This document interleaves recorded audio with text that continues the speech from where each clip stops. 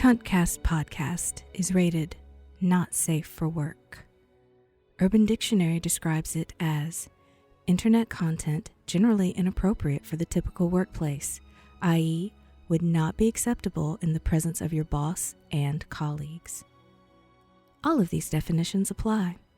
As a result, we will provide you with 15 seconds of pleasant, non-offensive music for you to advance to the next program, acquire headphones, or lock all available doors and windows for a proper sensual CuntCast experience. Please, be safe out there and enjoy the program.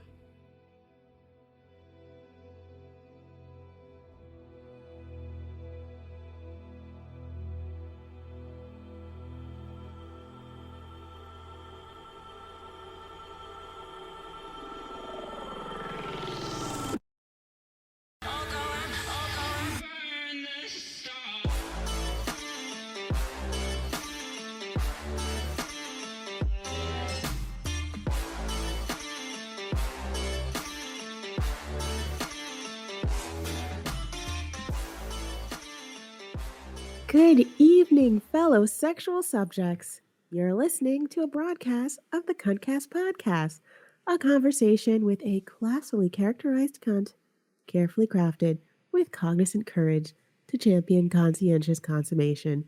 I'm your host, Najela Ree, and I am joined by the most prolific audio man in all of audiodom, Mr. Aaron Rand Freeman. How you doing? That's what's up. I am the most prolific audio man in audiodom. I enjoy I enjoy the technical understanding that you've displayed in describing what I do, which is fine. I once had someone describe what I'm doing like a partner, be like, yeah, Aaron works with a lot of wires, which is still less than the most prolific audio man in all of audiodom. So I appreciate you. Thank you for at least being creative. I appreciate that quite a bit. I'm happy for you. So how are you how you holding up? It's been a time. It's been an ordeal. It's been a thing as of late. And how are you surviving out in the big city? We are home. I will give Oakland, California a lot of credit. For the most part, we're home. We have our flare-ups, but for the most part, people stay out of the streets. We're doing pretty good on that social distancing thing. I don't have to worry about it. We're not as terribly antsy, so we're doing okay. That's it. We're home, and there is anxiety because we don't know what's up, but there's no tension, which is what I hear people saying in other places where they're kind of locked in. There's a lot of tension. Tension's bad. Anxiety is normal because that is universal now across the board. So it's better than nothing.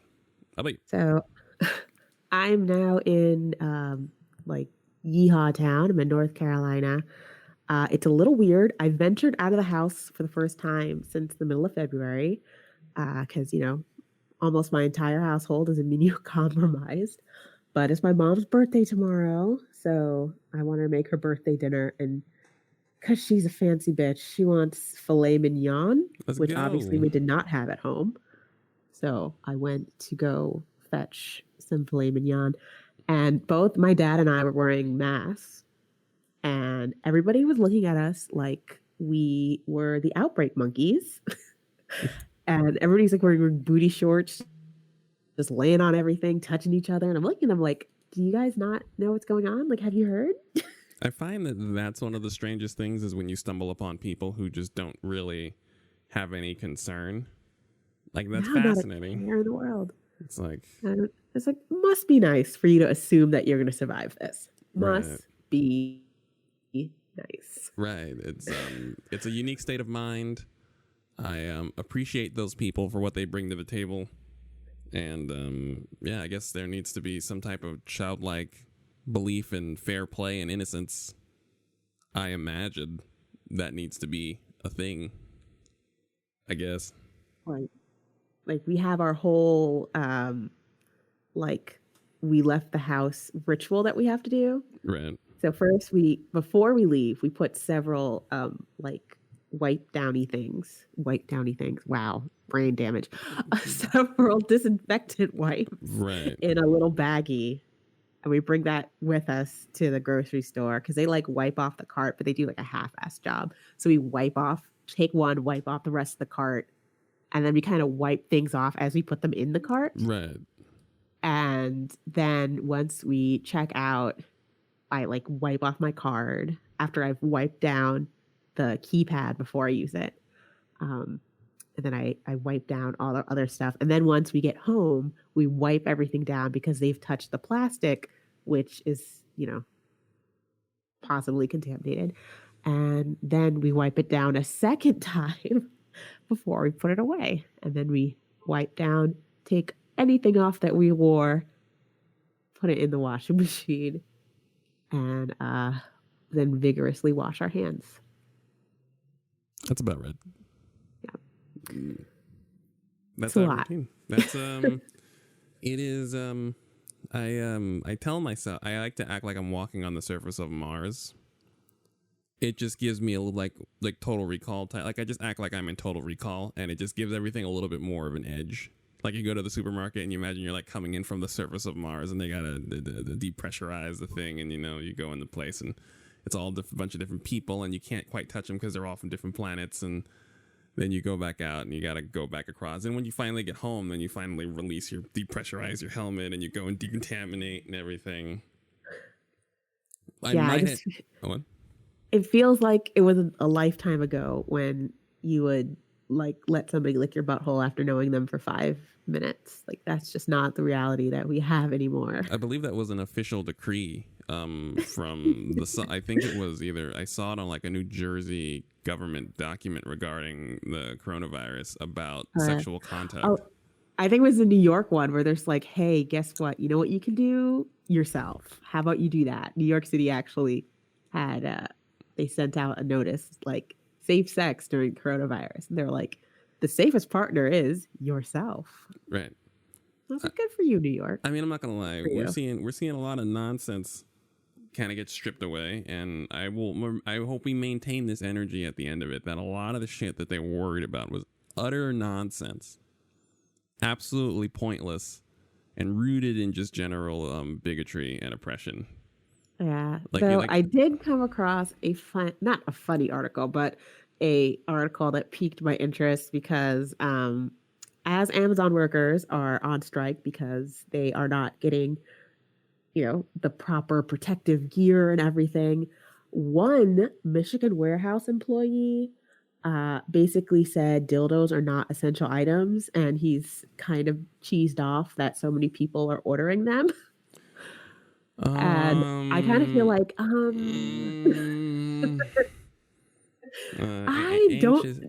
can't agree with that. Yeah. I really can't. Anxious and depressed sexual energy is at an all-time high. So yes, dildos are whatever keeps people in the house is essential. Yes, whatever keeps us in the house. This worker is like, they're not essential items, and he packages a massive amount of sex toys. And I kind of feel like that should tell you that they are quite essential. Yeah. A lot of people are home and horny for whatever reason. Not even always coming from the best place, but they are.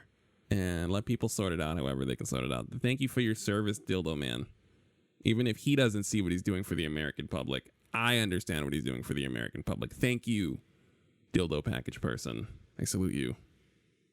Yeah, I just feel like I was kind of annoyed because I wanted to order stuff for my cats, and they were like, you might get these in May. We don't know, whatever. That's kind of Amazon's whole deal right now. Right. Even if you have Amazon Prime, they're like, you're going to get your stuff when you get it. Right. And we need you to deal with that. And I'm fine with that. But I kind of feel that certain things that keep people social distancing should be considered essential items.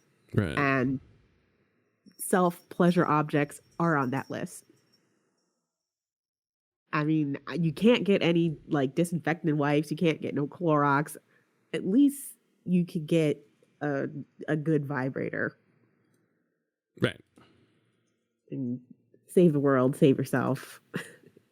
Don't get off of Tinder and Grinder finding just garbage people because you're bored. How about you do yourself? I feel we could definitely flatten the curve if we're all home touching ourselves. What I wonder about is, are people people should just be using Tinder to just get like video sex chats, right? Like just to that's what I'm hoping people are using right. it for. Like, you know, like, you know, because I have I know some people and they're kind of just like, you know, they're not having as many people over, but they're still having people over, and I'm a little concerned. But I don't want to preach to anybody, even though, you know, whatever. Oh, I'm preaching. I'm getting, I guess because like the only person in my immediate family who is not like super high risk for dying for this is my brother, and even him, I'm like, don't the time is not now to get to know anybody. No. Know new people. Well, you can make a nice it's time for romance. You can make a nice pen pal. You better act like you're in an 18th century novel. Absolutely. And like write some bitches. Absolutely. You write her a sonnet. I don't know. Work on that cursive, that handwritten letter. Perfect the penmanship, ladies and gentlemen. Work on the romance, handwritten letters about how you feel, calligraphy, about what you dream about. Yes, write about your dreams, your hopes. Don't be out there fucking though.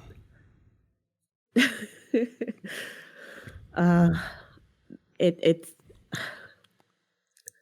my whole life now is soap and disinfectant. Mm-hmm.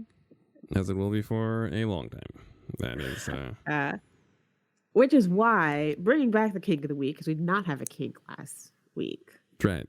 But I was on the internet, right. on my freshly disinfected keyboard, you know, letting my fingies lead the way. And I was on the Off the Cuff site, offthecuffs.org. It's all about like different fetishes and stuff. And they had an article by Lectual Romance called So You Want to Try Mouth Soaping. And I had never thought about that in a fetish scene.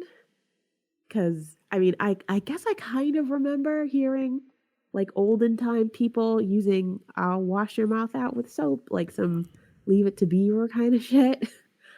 But I never really thought of doing that like as a scene.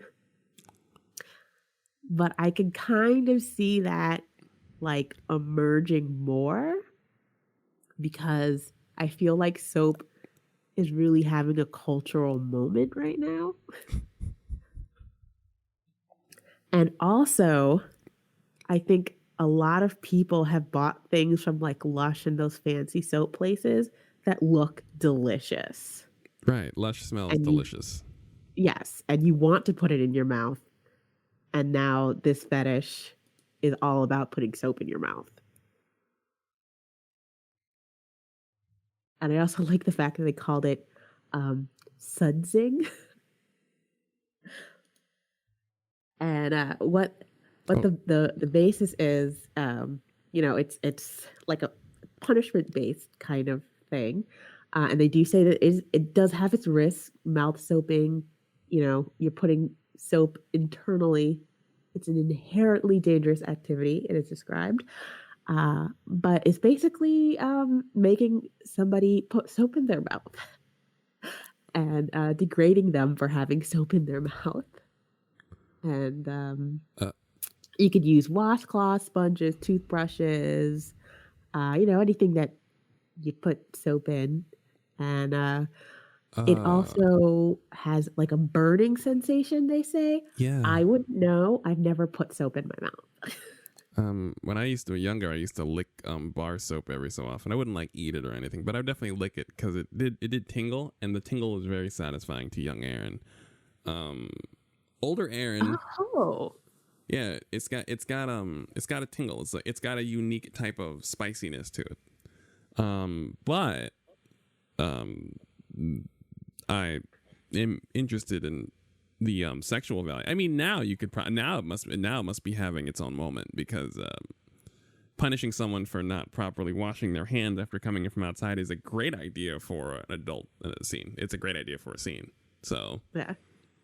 You wash their hands, and then you wash their mouth out because they're cursing because they have to wash their hands. They're getting frustrated with being on the quarantine. So then you do that. Yeah. Like I am glad that it's like a mouth soap thing and not like a genitalia soap thing. Well, that'd be strong. That would be for people of maximum constitution. Like, those people clearly can't get the coronavirus. Those are the people who are immune to any and all viruses and pain. So I am very weary of soaps going near my business, because I remember when Dove came out with like the new essentials line, I think it was, but they had one that was like mint and eucalyptus. It was in a blue bottle, and I was in college when it came out, and I was like, oh, this looks good. It smelled so great and refreshing. And then I took a shower, and all of my roommates thought like the water burned me just hearing my screams. And then I was like, no, I'm not on fire. Just, my punator. I don't know why. But Yes. Mint, eucalyptus, vaginas, not a good mix. I had a ex-partner give me a hand job in the shower, but I didn't see what soap she was using. She was using Dr. Bronner's that peppermint Oh, soap. no. Right. It was the problem was, like, if you're saying I'm gonna go ahead and use this peppermint oil soap, fine, I can prepare myself for the sensation. But when you're just when your mind starts wandering to where it goes when you're getting a hand job and someone throws peppermint oil on that bad boy, whew. Oh, no. That was like, back in MySpace days where like the hot new thing was putting an Altoids in your mouth. But I didn't have an Altoid, so I just thought, oh, well, anything would do. And I got like a cinnamon candy. Oh, wow. Not the It's not same. not the same thing, no. Not the same. No. The results varied, to say the least. I learned the hard way that cinnamon candies are made with like a cinnamon oil. So once it gets in that pee hole, like it is in there.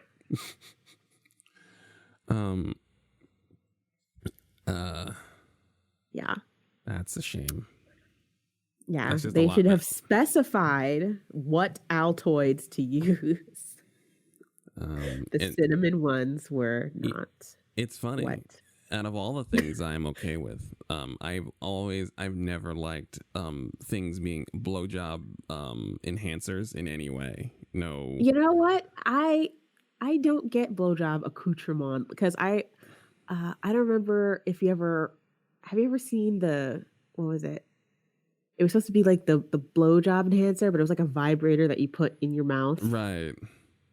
But it had like a lube that went with it, and the lube was like sour candy lube.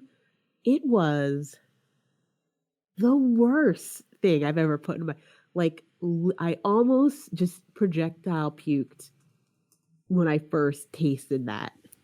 Right. It was the worst thing. Right. And it's just like, I don't know, like, it's so much stuff for a blowjob, which the benefit of a blowjob is how naturally it can be delivered and administered. It doesn't require a lot of seasoning, like certain things. Some things require a lot of seasoning. A blowjob is pretty good.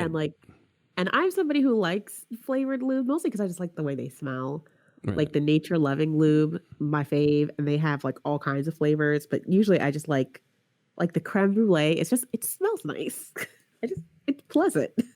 But I wouldn't want anything super burny or shocking. I don't think it enhances oral in any way, really. But I don't know. Right. I'm always I feel natural taste should prevail, because then you're putting all kinds of things in there. Right. Like nobody wants like a hand sandwich reach around or something. Right. Like I mean, So, I'll say this: I've always had a certain amount of enthusiasm for things that were illicit when you were children. I've never quite gotten past it. I realize that a lot. One of the reasons why I'm so easy to please is because I haven't gotten over certain things that are just straight up illicit when you're a kid. So even now, a blowjob just has an air of mischief to it that I'm perfectly satisfied with. Like, I'm just like, somebody put my dick in their mouth. How about that? And that's how I feel all the time. It doesn't matter if we've had sex 1,000 times. Like, this person put my dick in their mouth. I always think that. How about that? It's the little things you have to be appreciative of. Right. That's why I've never, certain things. And where, it should never lose its wonder. I mean, again, and my thing has always been that these things are the highlight of your day. Like, it doesn't really matter what you're doing. Someone put your dick in their mouth willingly. And they were happy about it. They were happy to do it. That's the highlight of your day. It just is. It should be a morale booster. That's one of the, like, I'm just like, everyone, people always ask me, how do I do this? How do you like it? And I'm like, it's fine. Just, enjoy yourself. Because again, it's a highlight of my day. I was just sitting there working. All of a sudden, my dick is in somebody's mouth. How about that? I was just at work. I was just working. I ain't doing nothing. Great. Yeah. It's true. And then you get your dick's like, you know what? This was better than whatever I had originally planned. Okay. All right. Okay. Yep. Oral sex only topped by a nap. Yes. Like, have you ever taken like a good nap in the middle of the day? Yes. Oral sex is supposed just the best. That's the point. The oral sex is supposed to lead to a nap. That's always been my goal. Is the goal of oral sex is supposed to put somebody to sleep. So that's the point. Is you have oral sex. Someone you've been satisfied, and then you go on to sleep. Perfect. Huh. Well, you don't want to have them go to sleep because they're bored. Oh no, I mean, I think that's hand jobs. I mean, hand jobs shouldn't be putting people to sleep too. It's all the same premise. It's just like, someone's just out here just masturbating for you. I don't know. I tell people all the time, I've never gotten over sex. Like I'm not as excitable or anything like that. I'm not like coming in 10 seconds or anything, but I've never gotten over I remember as a boy, I was like, I'm never going to get laid. And then I grew up and I get laid a reasonable amount. And now I've never gotten over that to the point where I'm very happy that people find me. I'm still not quite over it. Sex is exciting. It's like I said, it's to this day. It's just, sometimes people are so over I find guys to sometimes be unusually over sex for how much they chase sex. So it's like, if you're chasing it and you don't really care one way or the other, then why are you chasing it so hard? But then why you're not excited to have it while you're also pursuing it at that rate? Then, like, if you could take it or leave it, then leave it, but then stop pursuing it. But if you pursue it, then you should be happy to get it. And it's always a weird thing. I feel like I've been like ironically fucking people most of my life. I've always had this attitude like, well, let's see what this is going to be like. I'm not going to lame. Listen, I've said that I always say that I would say 40% of my sexual experiences are just letting someone feel safe with fucking you once or trying something they just strikes that as the mood strikes them. Like, that's 40% of my sexual experiences is someone who's like, hey, how about I do this? Just because they just feel comfortable enough that I'm not gonna, like, when I was younger, I just never kissed and telled. But I would get way more sex than the other teenage boys. But whenever a teenage boy has sex, he runs and tells everybody, and then tells everybody and ruins his chance to get laid again. As a young boy, I realized. I don't think a lot of guys realize that. Like, I feel like when I was in college, people were like, they either didn't think I got any because I wasn't screwing people in their social circle, so they weren't hearing about it. Or like they were like, oh, do you have like a thing for Asian guys? I was like, no, it's because they're not going to tell anybody that they had sex with a fat black girl. So I didn't have to worry about that. That's effective and problematic. It's effective and problematic.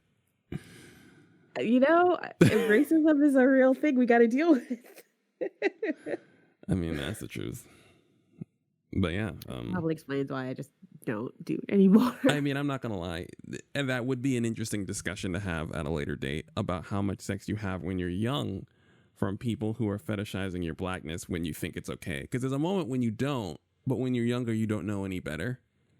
See, I never had anybody fetishize my blacks where I felt it was okay, it was usually like I didn't I felt like it's something that insulated me from like having my business told Right. or from like being bragged about. Right. And that's what I mean. But that's you're being sought after because you are attractive, but because you're black, there's all types of stuff that's happening, and it's just something that you wouldn't tolerate now that you tolerated when you were younger, even if it isn't directly, even if it wasn't overt racism or the way you approached it, you simply Yeah. don't tolerate it. You would never Yeah. let anybody fuck you and then be like, never talk about it. You would never let anybody do that now. Well, first, I would be concerned if somebody is my age and still thinks like that. A lot of people that Like, do. if that's like a thing, because like Listen. we're adults, like nobody cares. Listen. If you haven't figured out that nobody cares by now, like I can't deal with you on any level, let alone sexually. Right. Craziness. What else? What was the other story that really interested me? Oh, speaking of fetishes, I saw that this site that's a UK site that deals with medical fetish actually donated so much of their supplies to hospitals. Excellent. Yeah, MedFet UK is what it's called, which I was under the impression that like people in the UK were like okay because they had national health care, but like I didn't realize they were cutting it and there's a shortage of protective gear there too. But it's really like I felt like it's not that I think they did it for good press, but it is kind of good press for the fetish community. Because you know, like they could use it whenever somebody who is a kinkster like goes to jail, gets murdered, or does anything, like they bring up that they're a kinkster as if to say, well, of course you didn't get murdered with your weird fetish. So I was kind of like, look, people with fetishes can also be humane, upstanding citizens and donate a big old stockpile of protective gear. I kind of wish certain sites in America would do such a thing if they have them. But, you know, hit, hit, nudge, nudge. No, we don't do that here. Yeah, we don't do that here. We're just not. That's not how we live our lives here in America. We just don't. We bleed people around us for whatever. No one will give out their supplies for free. You know that real estate mogul person in Philadelphia. Oh God, he has to go. Like, if there's a hell, he has to burn in it. Like, there's a whole ass hospital, and it's just sitting there empty. And he's like, "Well, unless you give me $1 million a month, I really can't part with it." Like, it's empty. You feckless douche nozzle. Right. God. Right. I just hope his butthole prolapses when he sneezes. Like in the middle of a very important meeting. Just a tube prolapse. That's what I hope for him. In all sincerity. Words can't express how disgusting a human being I think this person is. Oh, I know. Like I said, it's his I mean, that's the person in the zombie movie that gets eaten by the zombies to raucous applause. So that's the person. I mean, we don't need zombies. Like, we're fine. Like, whoever's listening, listen. Was said, we're working on it. We're very sorry. Whatever angry God is raining down destruction and pestilence upon us. No need for zombies. We're good, but we definitely don't like that person. We don't appreciate that person. No, I just feel like read the room, just like give it.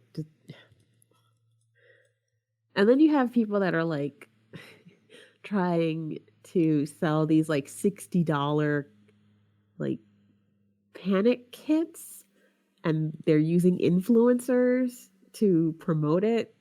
Like Kim Kardashian was promoting it, and I'm just like, are you guys so friggin' tone deaf that you don't get how horrible this looks?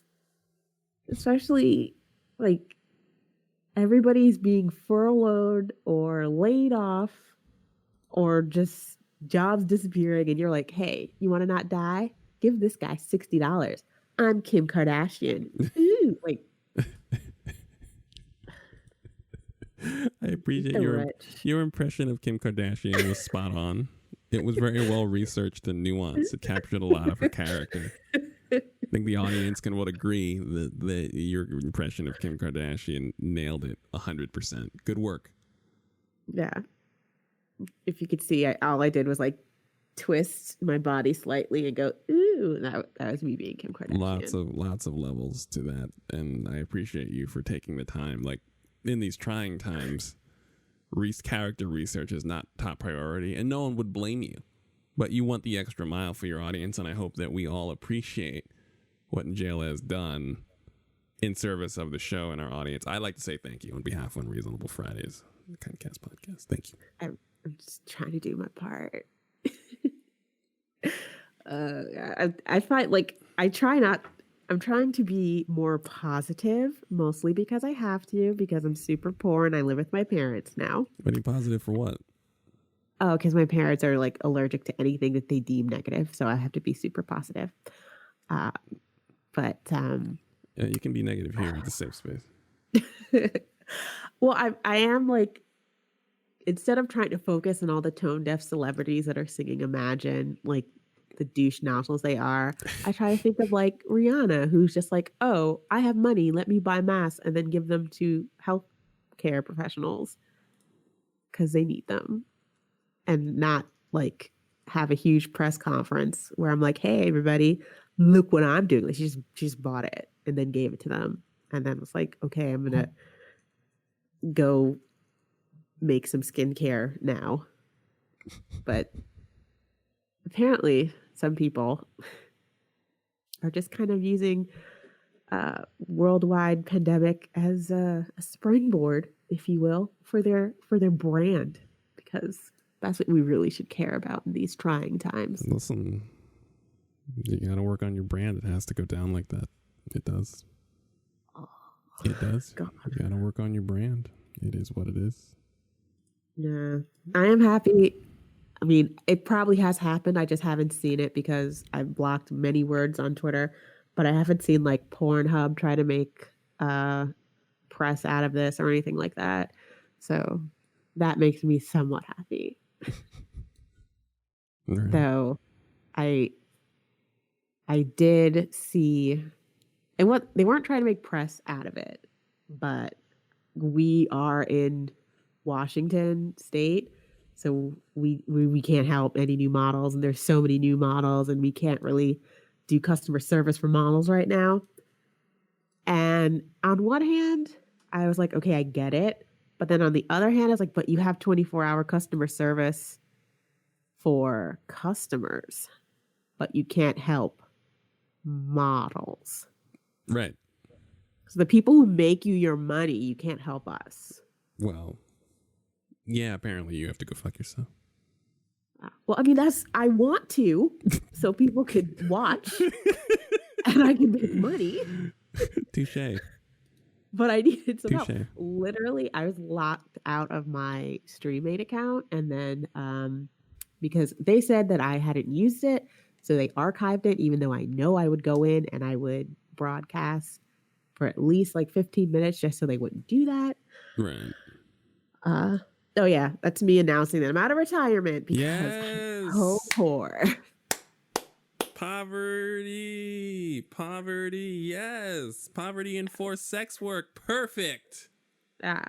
Perfect. And if there's ever a time where you want to come out of retirement, it's when you look like a potato, when you've been quarantined for a month and a half and you haven't had your hair done, your nails done, your skin looks pretty rough because my mom is allergic to every hair and skin and nail product that I own. I can't use any of them.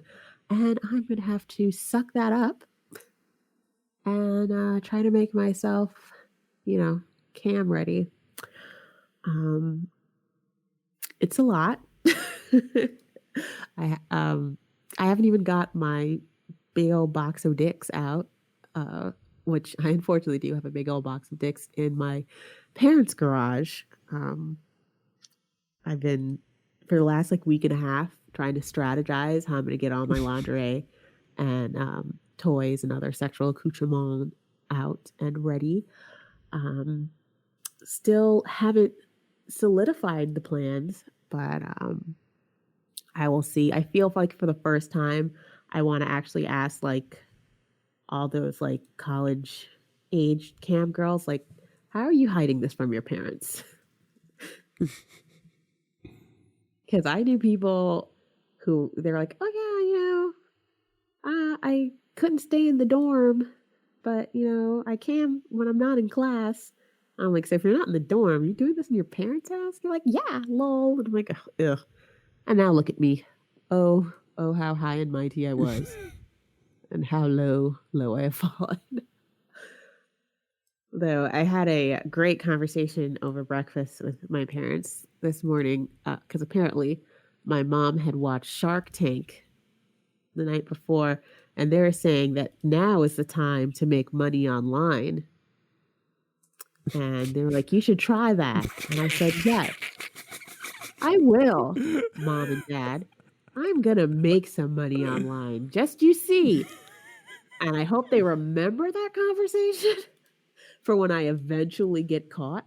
And I can say, like, but you told me about Shark Tank. And then it'll be their fault. It's not going to work, but I'll still going to try it. Oh. I'm like not even looking forward to it because I feel like there's so much more traffic, but not traffic from people who actually want to give people money. I imagine there are, yes. It's a wash of scammers, yes.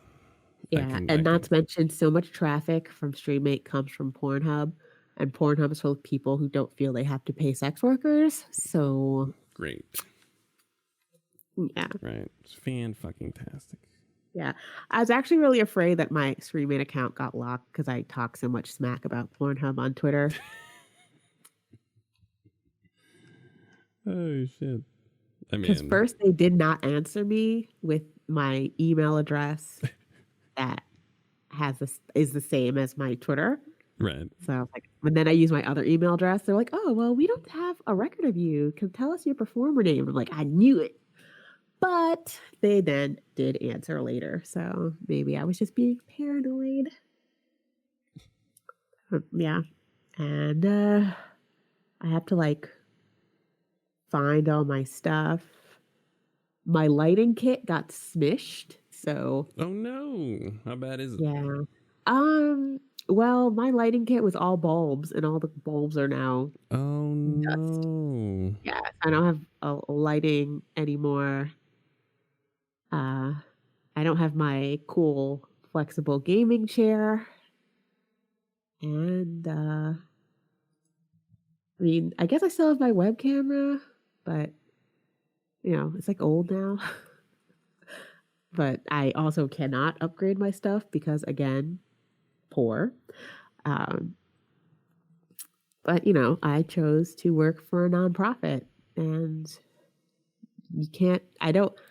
the way nonprofits work, and I don't think a lot of people realize this, is for smaller nonprofits, you usually have to have a fiscal sponsor.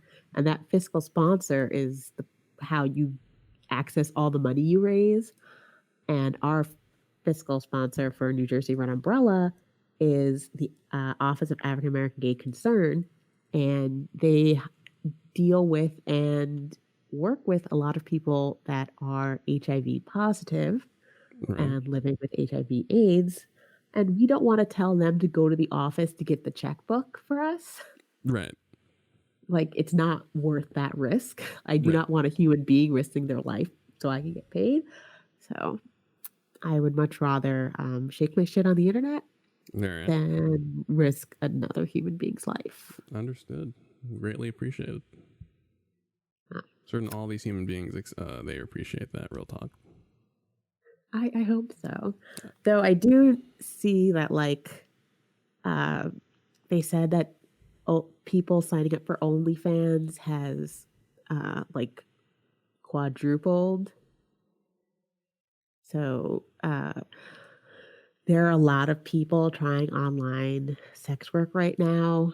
And I feel like in a week or two, there's going to be so many more people that understand that it's actually really hard to make money in online sex work. Like really hard. It's not as easy as people might think. And I kind of hope that people who are trying to jump into this realize that there's a lot of things you got to think about, not just taxes and stuff, but like, are you stripping the metadata from your picture so people don't know where you live? That's a big one. A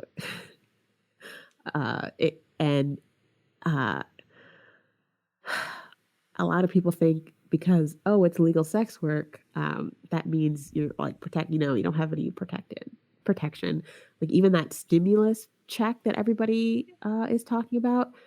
If you look at the requirements, if you are any type of adult worker, so if you have an LLC that deals with adult industry, if you do adult dancing, or if you do adult live performance on the internet, you are excluded from getting that stimulus check if that's where the majority of your income comes from. Because they took the time to screw us. Because America. Right. So those things are like, I want to say I'm shocked, but I'm honestly not. Not in the slightest. Yeah, no. Yeah. I'm sorry. So, but, all the new people that are, trying, Godspeed to you. I hope you're the best. I've given it some thought, but I could pick your brain. Oh, well, shoot. I will answer any question for you. Right. I have questions. So, that kind of. I've heard a lot of guys who are like, oh, well, it's not like I'm a chick. I can't start an OnlyFans. It's like, yeah, you can. Yeah, you can. Of course you can. You just don't want to. Right. Is like you don't want to. Some dudes, they don't want to get put on. They don't want to put themselves on a plate. I don't particularly care. I think a lot of people are just uncomfortable because most like male sex work is consumed by other males. Right. I'm not worried about all that. That's not. So I'm not worried. So it's on the table. That was already cooking anyway. So now somebody just turned the fire up a little bit. I was already cooking. So one of these days we're going to have a discussion because it is what it is.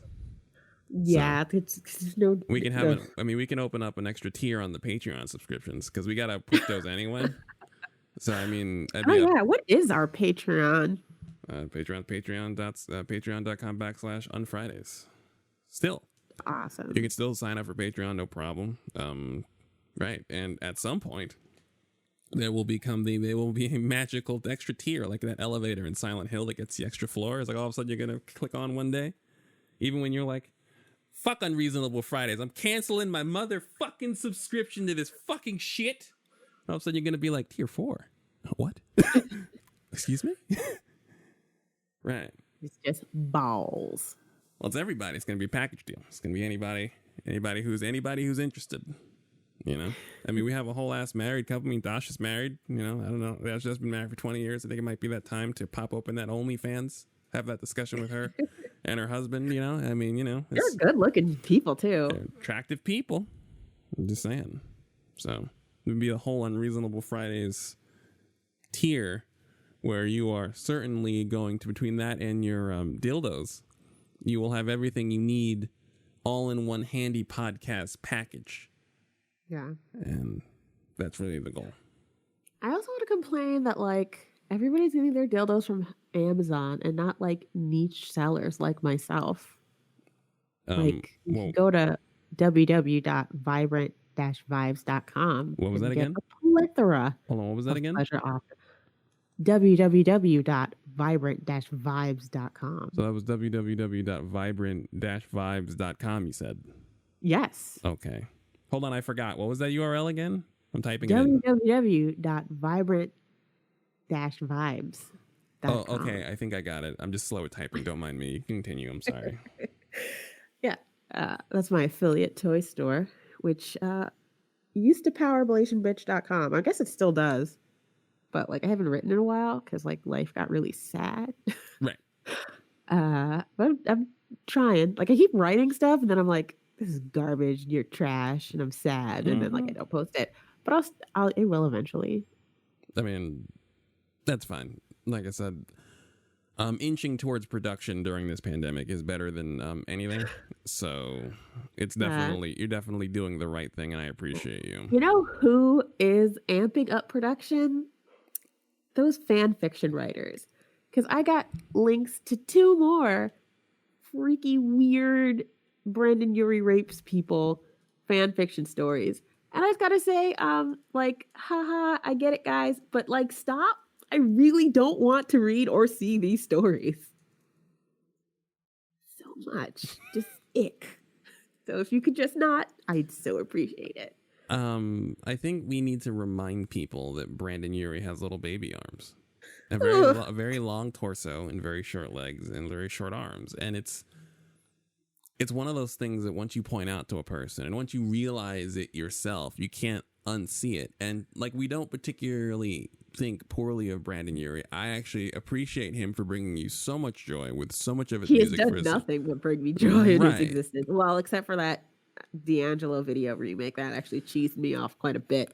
But other than that, musically, his voice, not his visuals, have brought me nothing but joy. Right. So, with that said, it brings us no joy to point out that he has little T-Rex arms, long torso, and short legs. And little beady eye nipples. I hate to say this. I don't. And the problem is that they want to make him a sex symbol when he has a baby body. But if they didn't try to make him a sex symbol, then no one would care that he has a baby body. But they keep trying to push him back out there every time. I don't think it's they. Like, at this point, I think it's him. It's him? It's got to be him. Nobody else is asking for it. Like, I can't imagine there was peak demand for sexy Brandon Urie content. I don't know. All I know is I was in my first Twitch Sings party, which if you want to catch me on Twitch, it's twitch.tv/blationbitch, bitch with a Y. Right. And I apparently like ran off a whole party of people by just like being like, no, I do not find Brandon Urie attractive. I'm sorry. Was I supposed to? Yes, you were. No. And then I actually linked one of those people to D'Angelo's original How Does It Feel video or Untitled.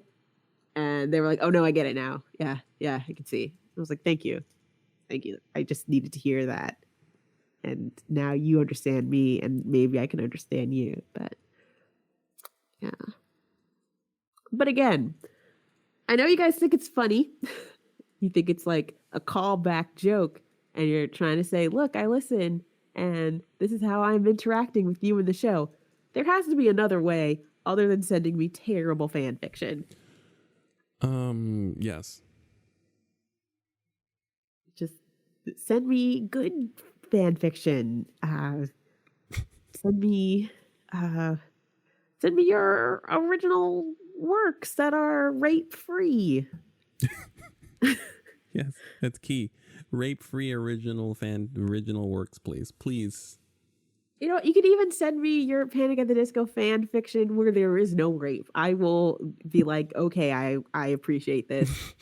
I don't want sexual like horror stories with bands I like.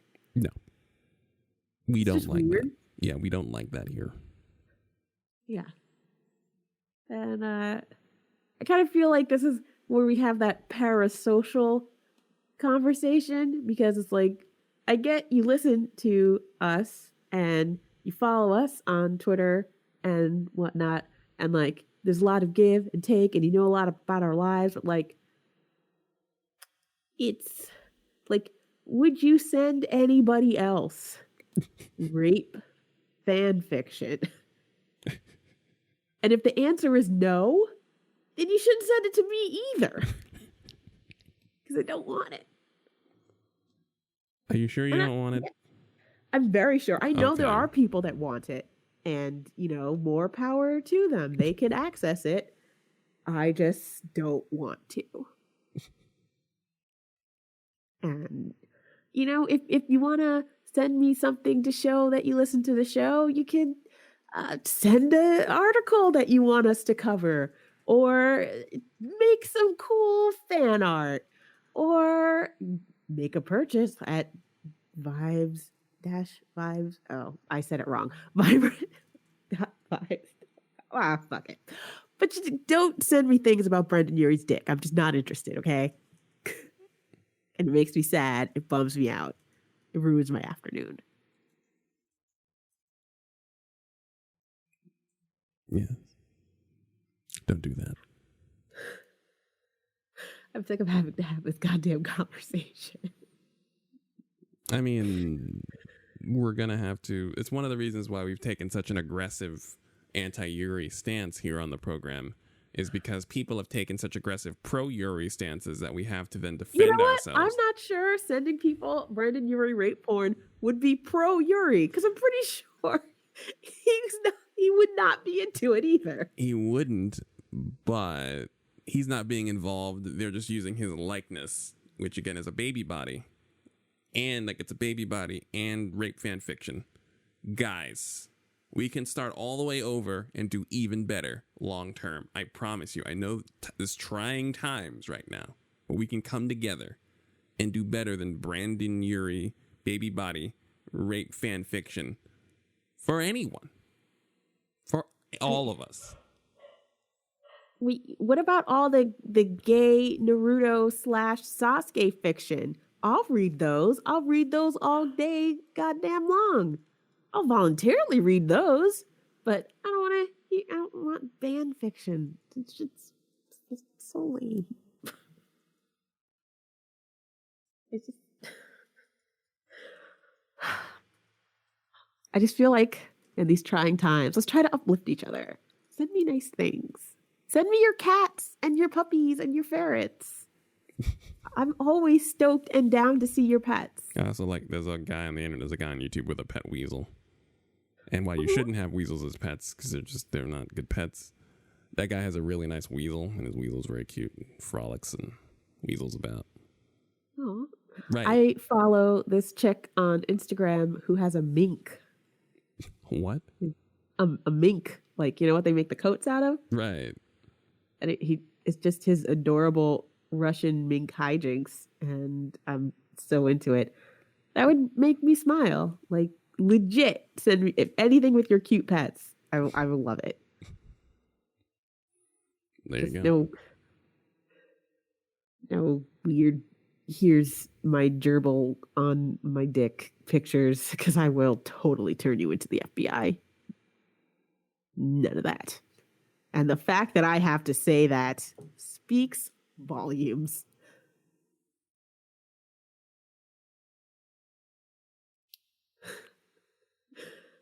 This took a turn. We found ourselves in a weird place. No, we found ourselves defending our position as Americans. We don't want that shit.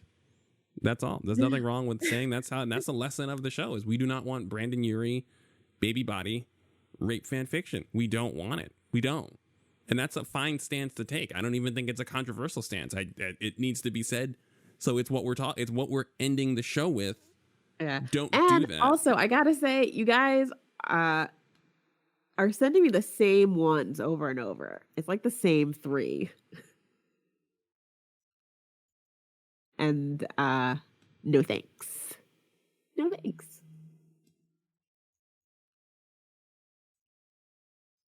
There you go. We're almost at our hour. We are at our hour. We gotta. Yeah. So So I didn't know where to go here. there's nowhere to go. We're good. Sometimes your show just ends. We did what we Yeah. needed. We Well, I disseminated it. was gonna dedicate this episode to somebody who passed away, but I'm just gonna say instead of dedicating this episode because it got real weird, I'm just gonna say that we are, holding in power Lorena Borges, who was a Mexican American activist in Queens who did a lot of work in the transgender, Latin, and immigrant rights community. Who unfortunately on March 30th passed away from complications of COVID-19. She was somebody who I did have the pleasure of meeting like once. And it really left an impression on me, and we will miss her dearly. So rest in power, Lorena. Yes, ma'am. And I will see you next Tuesday.